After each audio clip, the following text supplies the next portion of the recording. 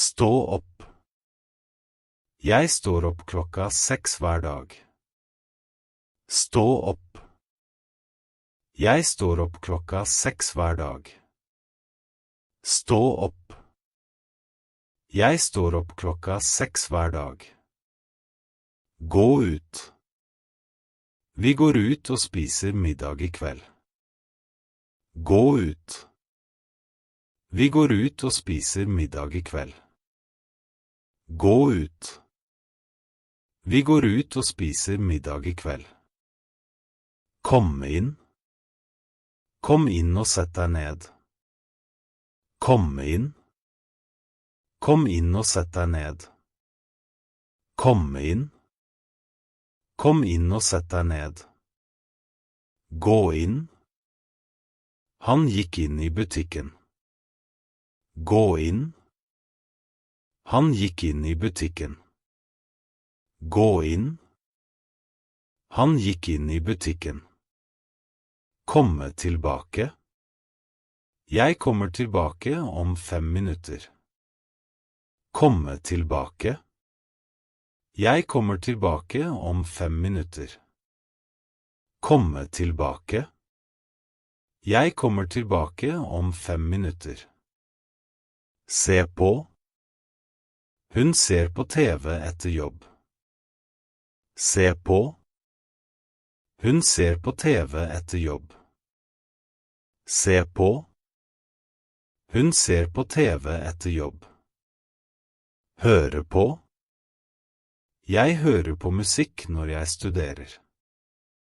Høre på. Jeg hører på musikk når jeg studerer. Høre på. Jeg hører på musikk når jeg studerer. Ta av. Flyet tar av 8. Ta av. Flyet tar av 8. Ta av. Flyet tar av 8. Ta på. Ta på deg jakka, det er kaldt ute. Ta på. Ta på deg jakka, det er kaldt ute. Ta på. Ta på deg jakka, det er kaldt ute. Slå av. Kan du slå av lyset? Slå av. Kan du slå av lyset? Slå av. Kan du slå av lyset? Slå på. Hun slo på radioen. Slå på. Hun slo på radioen. Slå på. Hun slo på radioen. Finne ut. Jeg må finne ut hva som skjedde. Finne ut. Jeg må finne ut hva som skjedde. Finne ut. Jeg må finne ut hva som skjedde. Gi opp. Ikke gi opp, du klarer det. Gi opp. Ikke gi opp, du klarer det. Gi opp. Ikke gi opp, du klarer det. Vokse opp. Han vokste opp i Norge. Vokse opp. Han vokste opp i Norge. Vokse opp. Han vokste opp i Norge. Rydde opp. Vi må rydde opp etter festen. Rydde opp. Vi må rydde opp etter festen. Rydde opp. Vi må rydde opp etter festen. Sette på. Sett på kaffemaskinen, vær så snill. Sette på. Sett på kaffemaskinen, vær så snill. Sette på. Sett på kaffemaskinen, vær så snill. Skru av. Husk å skru av ovnen. Skru av. Husk å skru av ovnen. Skru av. Husk å skru av ovnen. Skru på. Han skrudde på TV-en. Skru på. Han skrudde på TV-en. Skru på. Han skrudde på TV-en. Flytte inn. De flytter inn i ny leilighet i morgen. Flytte inn. De flytter inn i ny leilighet i morgen. Flytte inn.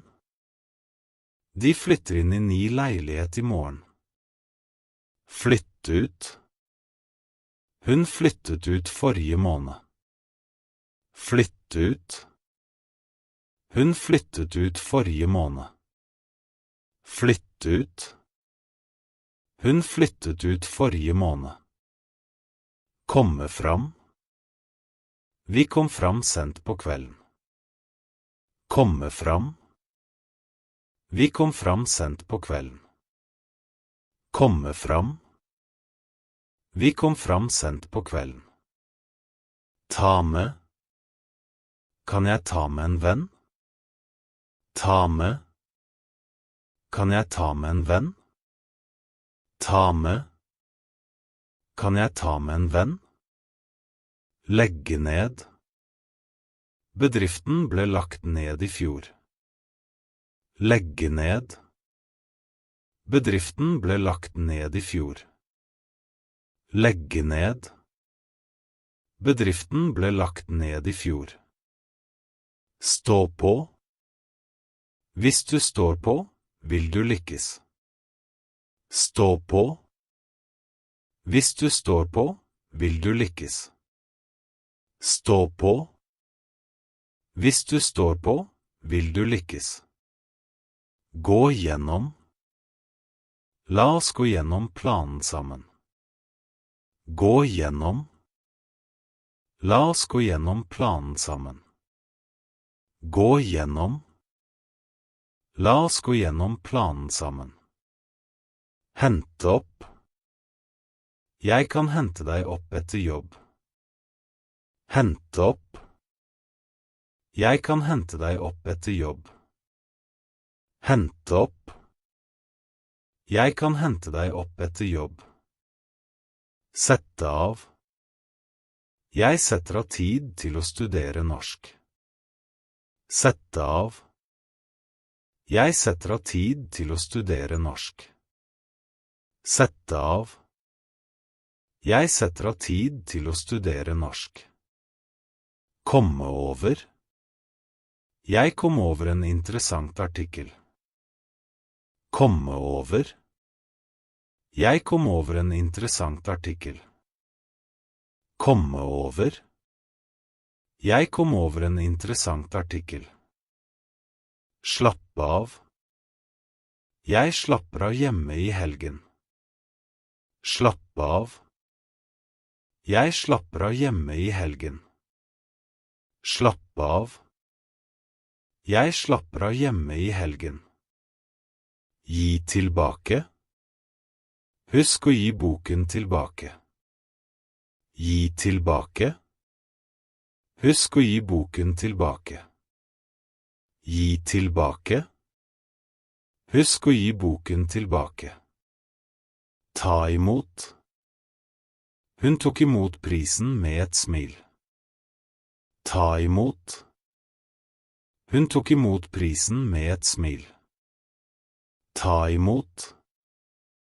Hun tok imot prisen med et smil. Komme med.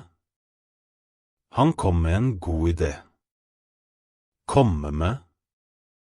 Han kom med en god idé. Komme med. Han kom med en god idé. Følge opp. Jeg skal følge opp saken i morgen. Følge opp. Jeg skal følge opp saken i morgen.